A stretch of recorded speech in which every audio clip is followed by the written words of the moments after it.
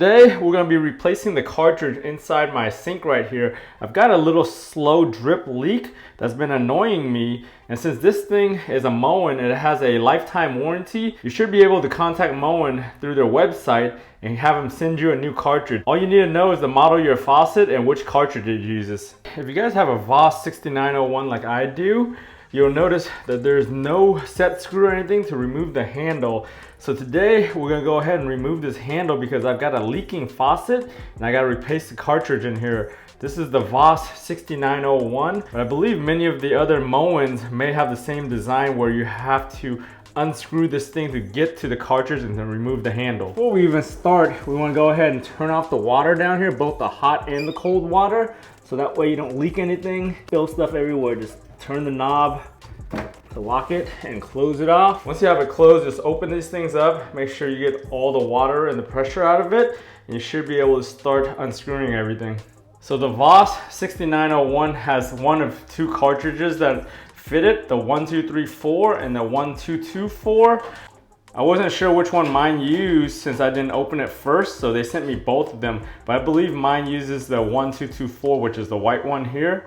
I believe the 1234 cartridge also fits. I think the only difference is there's an extension needed right there on the metal part, which the 1224 already has built in, sort of. To remove the actual handle and everything, you gotta actually spin this part right here, spin the whole thing, and it all comes off in one piece.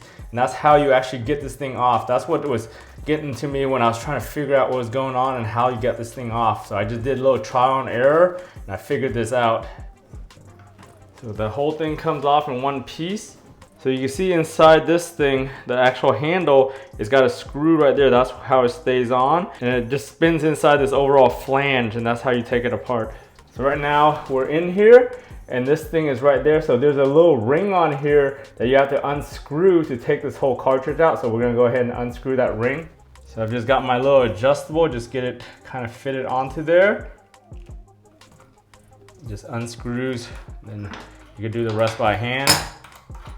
So once the ring comes off, then you can kind of just wiggle this thing out. If you want to just take this O-ring and everything off first, just make sure everything's out of the way. There's a good chance to clean all this grime and everything that's built up over the years.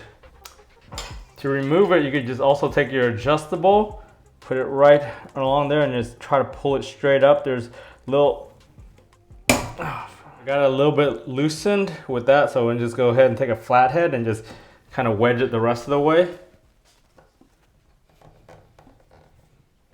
Right there. As it comes out, should be able to take that out. We'll let this drain a little bit.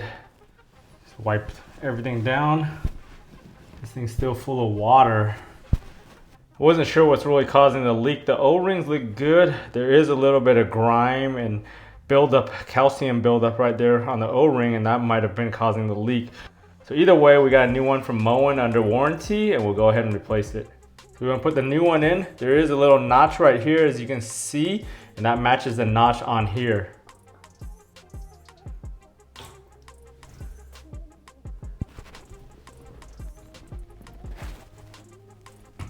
Just press it in.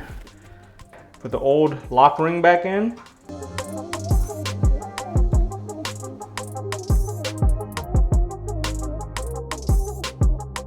And wipe it up. Put your O-ring back onto there and then get this thing back on. Once you figure out the orientation of the handle, just match that with the one on here.